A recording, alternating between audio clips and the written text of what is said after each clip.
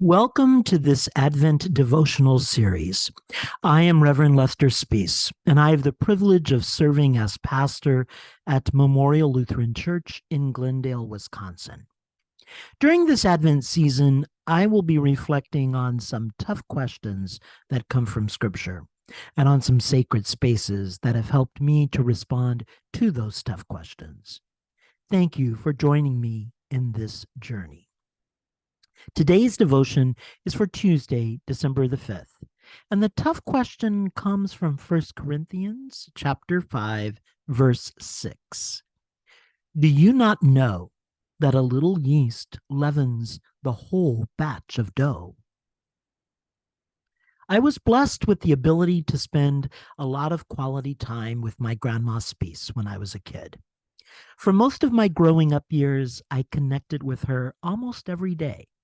I would either go to her house in town or give her a call and talk to her about the events of my day. After I graduated from high school, I made sure to talk to her at least once a week, no matter how many miles apart we lived. It was wonderful to have her love and support in my life. The relationship with my other grandmother, Grandma Appold, was more complicated. Officially, I was not allowed to talk to her for reasons unknown to me at the time and still unknown to me today. My mom refused to talk to her mom, and by extension, she would not allow the rest of the family to talk to her either. My dad, however, had a problem with this, and whenever there was an opportunity, he would take my sister and me and go to visit Grandma Appold at her place of work. We were under strict instructions never to mention our visits to our mom. But I think that Dad wanted us to have some kind of relationship with Grandma Appold and for us to know that she was a part of our family as well. I am grateful that he took the risk and let us have these small moments of time with her. Grandma Appold owned and operated one of the local bakeries. People in my small community would come to her place to purchase breads and sweet creations made by hand from her secret recipes. Everything she sold was great, but her kolaches were especially amazing. My favorite by far were the ones filled with poppy seeds. I don't know what she did to make them so special, but I was always excited for these few precious moments we had to visit with Grandma Appold and to taste her tender and sweet kolaches. After my mom spent time in the hospital for her mental disorder, she came out with no memory of the disagreement that she had with her mom, and she was willing to reestablish a relationship with her. So for the last few years of high school, we could be more open about our visits with Grandma Appold, and we were able to see her on a much more regular basis.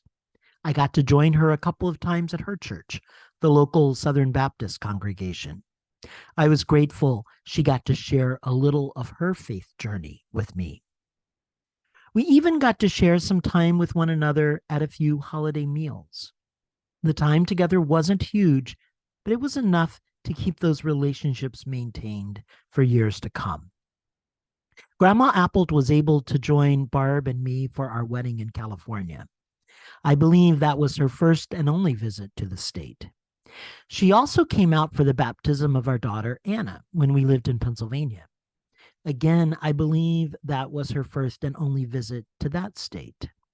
I have a particular memory of her astonishment at the number of trees and the height of the trees that we could see in Pennsylvania, as compared to the number of trees and the height of the trees that we could see in Texas.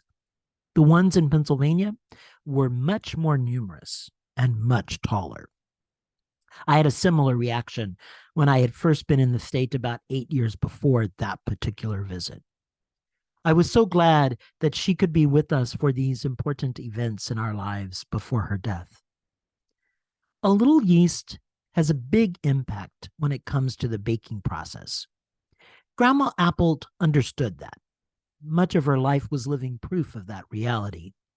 And although my dad was not much of a baker, since his area of cooking expertise was found on the barbecue pit and not in the oven, I think that he too understood that in life and in personal relationships, a little time spent together can go a long way. He took a risk, a big risk, to make sure that my sister and I would have some sort of relationship with my grandma Appled, minimal though it may have been.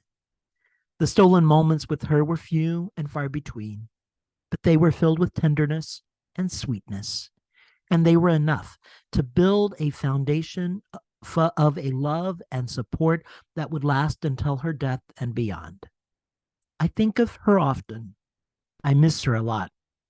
And I remain grateful for the lessons that she taught me regarding the value of how a little can go a long way and how that can help make life taste a whole lot sweeter as a result.